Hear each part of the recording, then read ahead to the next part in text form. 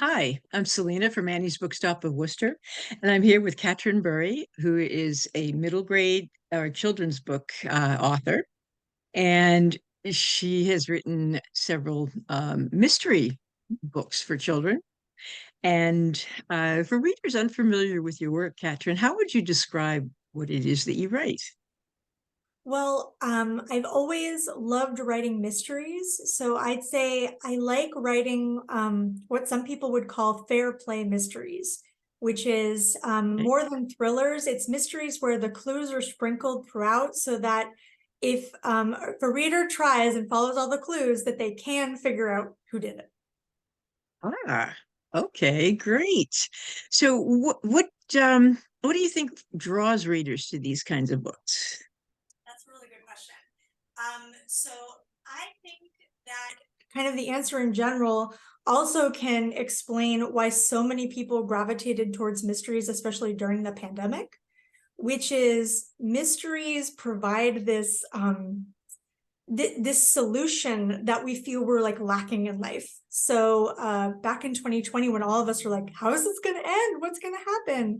In mysteries, you know that at the end, you're going to find out who did it. You're going to find out how it happened. And so it's just very satisfying getting a solution to things. And it's also a fun way to get a solution. That's true. That's true. Okay. And so what was the inspiration for your latest book? And can you tell us a little bit about your latest book? Yes. So the first book in the series is Drew LeClair Gets a Clue. And the second book is called Drew LeClair Crushes the Case. That one just came out last month, or no, the month before last. And Drew LeClair Gets a Clue. The inspiration basically came from the fact that when I was younger, inappropriately young, I would say like 10 years old, my dad and I were already having these true crime nights together where we'd get together and we'd get a baguette, some olive oil, and some ravioli. We're Italian. And we would watch true crime, or we would watch like Jack the Ripper miniseries, or, the creepiest stuff we could get our hands on. And we loved it. And it was this way we really bonded. And so I kind of loved writing a character with a dad like that she had that strong of a bond with, and that, but in a kind of a weird, macabre way. And then also, I loved the idea of a girl who has dealt with bullying and that she goes out there and sort of profiles the kids at her school like they're serial killers. So once I had that idea, it kind of ballooned from there into this tween who wants to be a criminal profiler, and then when this cyberbully who's anonymous is threatening people at her school, she has to profile them like everybody like they're serial killers to try and find out who did it. Uh-huh. So how much research did you have to do for these books? I did a lot of re-research, which meant I went back in a lot of my old books, but I actually got my bachelor's in sociology with a criminology emphasis. So I I was a true crime aficionado long before people had the word murderino. Um, and I actually wanted to be a criminal profiler myself, just like Drew. But I thought that with my asthma and chronic illness, I thought it wasn't very likely I'd make it through the FBI training. Oh, wow. Okay. So what kind of research did you have to do? I scoured kind of like serial killer books, read up on different kinds to see how I'd create this fictional serial killer, and it was just the Junipero Valley killer. I also read, and this was another inspiration I had, which is I listened to the documentary book memoir, I'll Be Gone in the Dark by Michelle McNamara, about her search as a crime writer for the Golden State Killer. And listening to it, I thought to myself, what if I had had a hero like this, a female profiler who was this big of a hero? Would I have pushed further in order to be a criminal profiler myself? Would I have tried harder, if I had that role model? And so I wanted to give my character that role model. So in studying that case and throwing myself into the criminology, I did all that research there. But I like to say my other research was just being at my job, because I worked with middle schoolers. And so I got to listen to them talk all the time and listen to their conversations.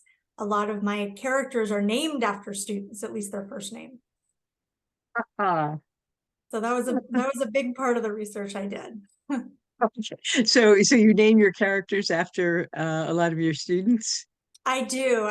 Like, I went recently back to one of the middle schools I worked at, and I was talking about my characters, and there's her best friend character. Drew's best friend's name is Shrey, and I said, "Oh, and Shrey," and they're like, "Oh, Shrey," and everybody's pointing to a friend of theirs because there's like a million kids named Shrey. And I'm like, "Oh yeah, I did name Shrey after somebody I knew at this school." So they all got a kick out of that. Ah, okay. So, what was the biggest challenge that you had in writing and putting out Drew LeClair Crushes the Case? The book two, you mean? Yes. Um, I would say just it was hard for me to revisit the story because I had never done that before. I had written a number of books and it hadn't gotten through the gate. I hadn't gotten a literary agent or I hadn't sold the book. So I didn't feel that I could really continue the story. So in a way, it was kind of difficult to have already sold it after, because I got a 2-book deal right off the bat. So once I, said I want to write another Drew LeClair book, and they just said, "Oh, that's fine." And I'm like, "Oh, what do I do now?" I don't know. I definitely had a moment, but after I got over that, it was, in comparison with the other books I've written, it was easier, I would say, because I knew the character so well. And once I imagined her life moving forward after that ending, I was really able to find something that works. And in some ways, I love the second book even more than the first book. Oh, interesting. Interesting. So, how did you actually get into writing? So, like, I was about 6 years old when I wrote my first mystery, and it was a series of holiday mysteries. Um, the first one was called Amy and the Stolen Pumpkin, and then there was like Amy and the Elf Who Stole Christmas. And I think I loved mysteries, and I wanted to name my main character Amy because my name is Katryn, and nobody's name was Katryn. So I was obsessed with kind of regular girl names. But I think I was always really into mysteries, even from that age. And I wrote little things here and there. I, like Drew, suffered some pretty extreme bullying when I was in elementary school, so I didn't do that much writing after that. But then once I got into middle school and went to a different school, I wrote my first full-length novel when I was 12 in 7th grade. And it came about actually because I was obsessed with those how to host a murder parties that people did sometimes. And my mom said, "Oh, you should write your own how to host a murder party." So I did. And then I like to tell everybody I can't write anything but books, because when I wrote that how to host a murder party, or when I've written any short story, I always turn it into a novel. So I turned that how to host a murder party into a novel, and I sent it out to publishers. But I just was not ready for that level of rejection at that age. So even though I wrote lots and lots of books for my family and for myself, I didn't really give writing to be published a shot until I was close to 40. Wow, Yeah. interesting. Okay. Um, so in your books, in the Drew LeClair books, what character did you love or hate the most? Ooh. Um, I'll just do both. I think I love Trissa the most, which is her sort of new best friend. And I know I love her the most because in my very first draft, she was kind of more of a minor character. And I got some feedback from a literary agent that said, "I don't think this character is very important. I think you need to lift her out." And my response was very much like, "No, she's incredibly important." So I then made her one of the trio, one of the most important characters. And I think she reminds me of my daughter. I love her positivity and her obsession with fashion and how good she is with people. Because, you know, Drew, as smart as she is, she's not very good with people. So Triss is that person. She brings the people skills to the trio. How And then, interesting. Yeah. yeah, and then my most hated character would probably be, you'd think it would be the culprit of the book, but it's actually Johnny Grande, who is the bully that has been picking on Shrey and picking on everybody around him. He's just one of those people that you run into sometimes that, um, it reminded me of some of the bullying I was seeing in the country at that time, just that kind of lowbrow bullying. So which of the characters was the most fun to write? Ooh, I mean, I think probably Drew herself or maybe Sam, her dad. And I think if I'm going to pick anybody other than Drew, it would definitely be Sam because he reminded me so much of my dad. And just their banter and their conversations reminded me so much of conversations I had with my dad. And because I had written this story after my dad passed away, it was just like, it almost felt like he was there again. You know what I mean? It was fun. Like Hmm. it was like we were having fun together again.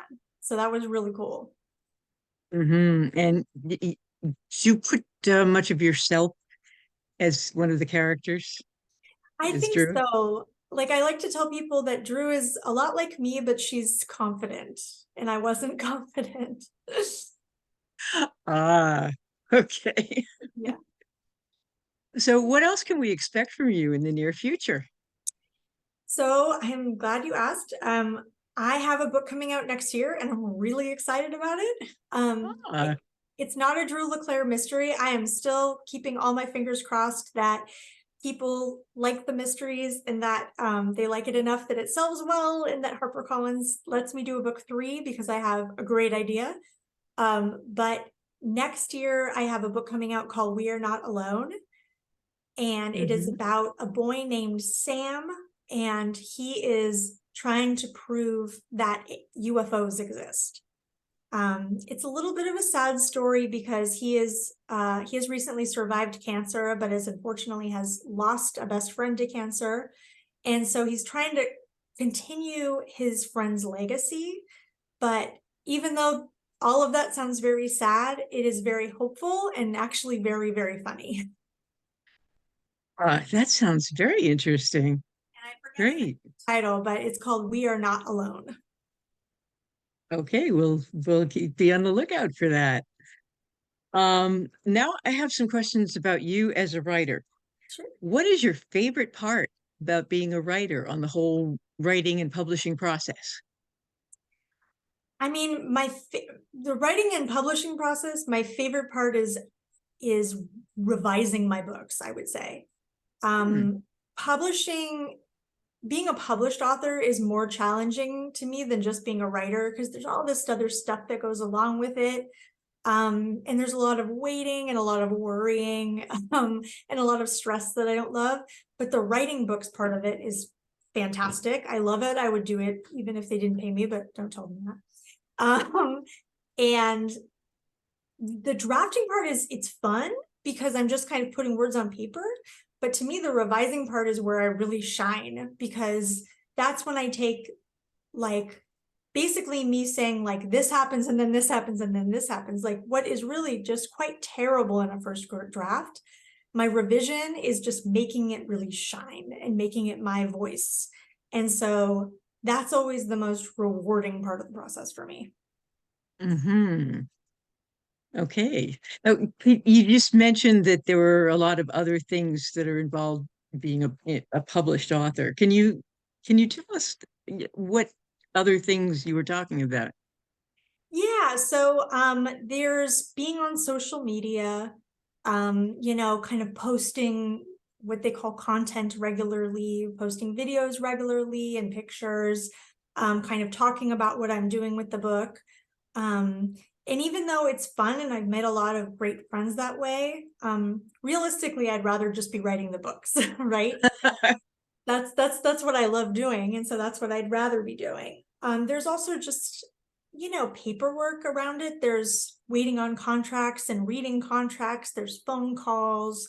There's waiting on information that you're kind of desperate to get, like when your book goes through copy and then they start submitting it to reviewers and you're waiting to see if you got a good trade review, because that can make the difference between you getting purchased by bookstores and especially by libraries or not, because a lot of libraries specifically look for starred reviews when they purchase.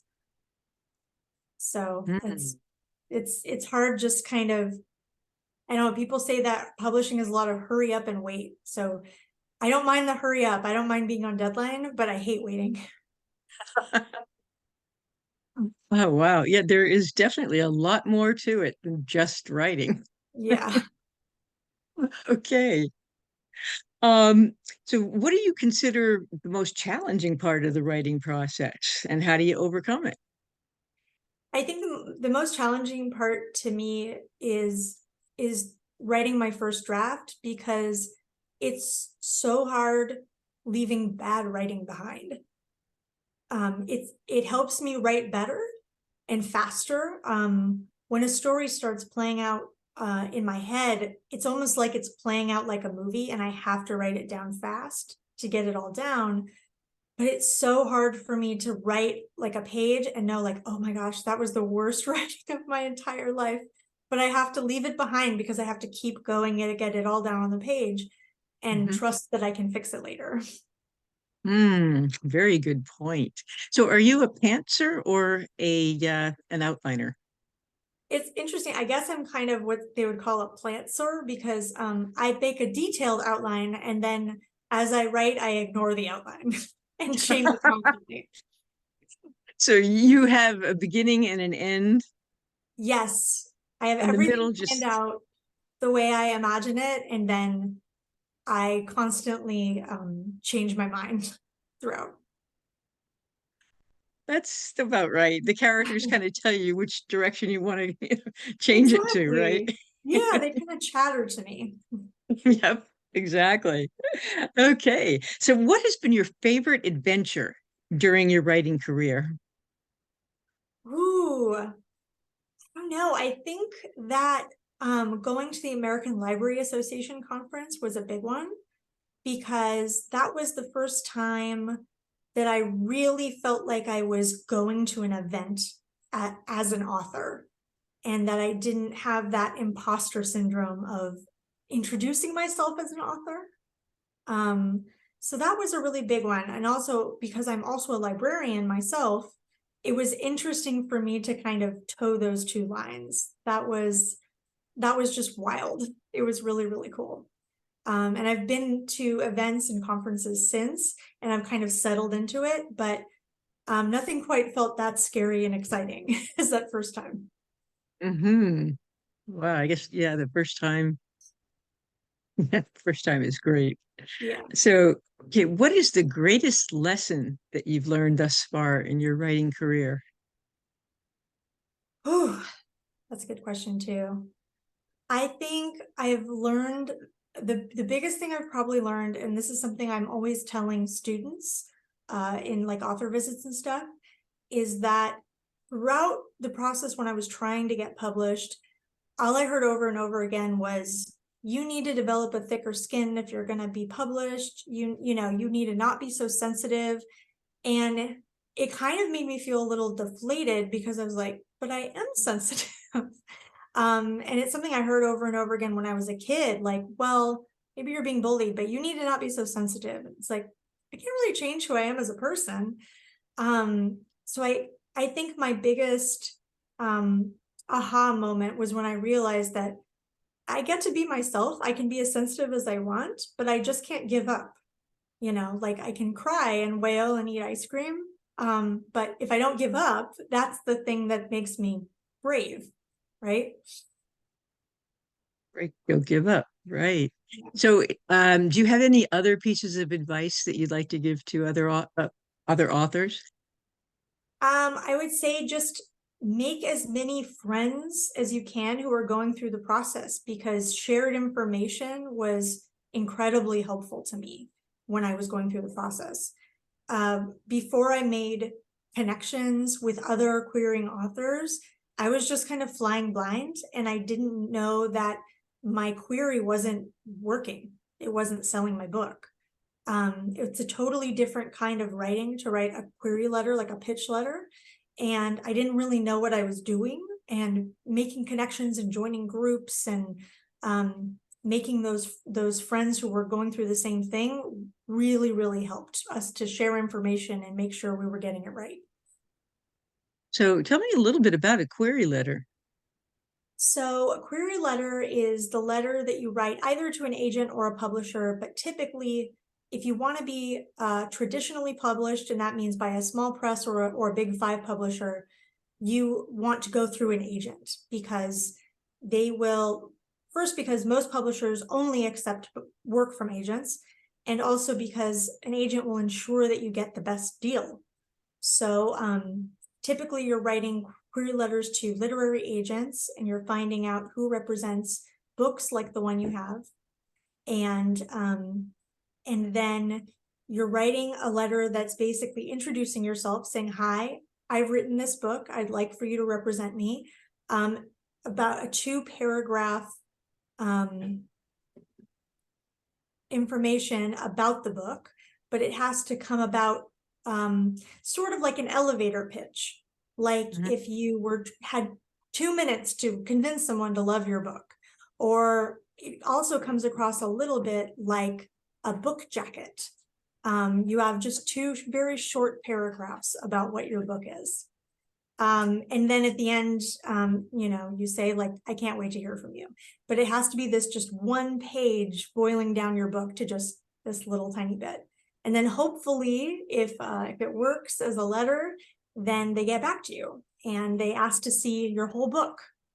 And that's pretty much how it works. But if your query letter isn't selling the book right, then they don't get back to you. Mm-hmm. So a query letter is extremely important. Yes, that is like the thing that gets you through the first gate. Aha. Okay. And there are places, there are other places where you can go to learn how to write a query letter. Yeah, there's a couple different things you can do. First, I would say there's this big tome, the Writers and Illustrators Market, and they have some good tips. My favorite blog, I think, about how to write a query letter is by Jane Friedman. So I'd recommend that blog to anyone. And if you look up Jane Friedman query, it'll pop right up. A lot of people will tell you that it's a really simple equation. You have to basically say who the character is, what they're facing at the start of the story, what they want, and what stands in their way. So basically, like, you're not telling the whole story. You're just saying, like, all this person, wants is this, but this is keeping them from doing it, and this is what they must do to achieve their goal. And so following that formula kind of helps you boil it down to just those simple points. Wow, that's great. And that's kind of also, um, if you do that, it's kind of a good way to encapsulate your whole story. I mean, Yeah, when you're writing it, basically, if you write a query exactly. letter ahead of time, you say, okay, this is what my story's gonna be about. You know? After this was after I got my agent, but after that, I realized, like, oh, after I write my first draft would be a great time to write the query letter, because then when I'm revising, I can kind of see it through that lens. Because if you try and write a query letter after you've written a book and then you find yourself saying, oh, it just defies genre, I can't really explain what it's about, then you haven't nailed it down yet. You've got a lot more work to do. You should be able Right, to explain what it's about a little bit. right. That's very important. Huh, good idea. So, what is the greatest lesson that you've learned thus far in your writing career? I think I I've learned that you have to separate out the job of being a published author and their writing. Because if you are, especially if you're a shy person, which so many authors are, shy, sensitive people, being a published author can be incredibly difficult, sort of like going back to middle school, frankly. But if you just focus on the writing and what you love about it, then that will keep you going. Hmm. Okay. And do you have any other pieces of advice that you'd like to share with others? Um, I, I mean, I know it's cliche, but again, I would just say, just don't give up, because literally 1 month before I wrote Drew LeClair, and I had spent, decades writing books that I wasn't able to get published. Literally a month before I wrote Drew, I was crying to my husband saying, I don't think I can do this anymore. I think I'm going to give up. And I decided to give it one more book, and that was this book. So those stories really do happen. Also, I will say one little piece of advice, which is look up great authors' rejection stories. And I don't mean J.K. Rowling. She only got rejected 12 times. That doesn't count. Katie DiCamillo was rejected over 400 times and then wrote a Newbery honor. So yeah, look up your favorite author's worst rejection stories. Meg Cabot kept a mail bag full of rejections under her bed that she said was heavy before she published The Princess Diaries. Hmm. I've heard that everyone gets rejections. Yeah. Everybody. So I think if you don't get a rejection, you're strange. Strange or incredibly lucky. Yeah, that's true. Okay. Are there any clubs, groups, or organizations that you would recommend to others that might have helped you with your work? Yeah, absolutely. If you are on Facebook, which I know is limited at this point, Kidlit 411 has been a fantastic resource, and they're very much authors uplifting other authors. Also, We Need Diverse Books, if you're a marginalized author, has been a great resource. As you're publishing, they're really wonderful about allowing you to do guest essays that promote your book, or doing cover reveals. They're dedicated to uplifting marginalized creators, so they've been fantastic. Great. Okay, now I have questions about you as a person. Sure. What is one thing that most people don't realize about you? I think that probably with everything I'm interested in, everything I talk about, people would not realize that one of my favorite activities in the entire world is aqua aerobics. Hmm. Like, I just Okay. love being in the pool. I would be in the pool all day. I would write in the pool if they let me. You should write a story about a pool. Yeah. Okay. So, what question do you wish interviewers would ask you, and what would your answer be? Oh my gosh. I love this question. I've only gotten it once more before, but this is my chance. This has nothing to do with my books, but I always wish interviewers would ask me what I think the best Christmas movie of all time is, because I have a movie that everybody overlooks, which is Fitzwilly. It came out in the 60s. It's about Dick Van Dyke as a thieving butler who steals from the much richer to keep his ward happy. And then he has to pull off this daring Christmas Eve heist. It's really, really good. I think everyone should watch it on Christmas. Oh, wow. Okay. That's great. Okay, so my next question, what is or are your passions when you're not writing, and how do you make time for to do the things that you love? I mean, I think my main passion outside of writing and just being in water, like I said, is my family. So I have a 7-year-old. She's just so funny. She's already written her first murder mystery, and she's only 7.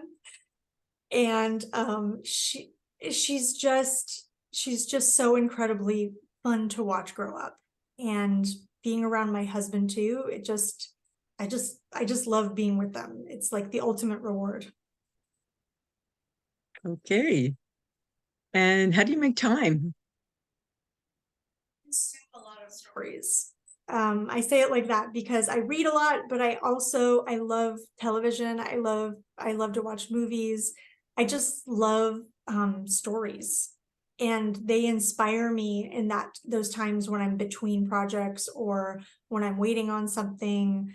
I just like I love a story so much that it can just like move me to tears sometimes, even if it's not a sad story. But I just thinking like this is so well done, you know. Um, so I guess like that's mostly what I do in my downtime.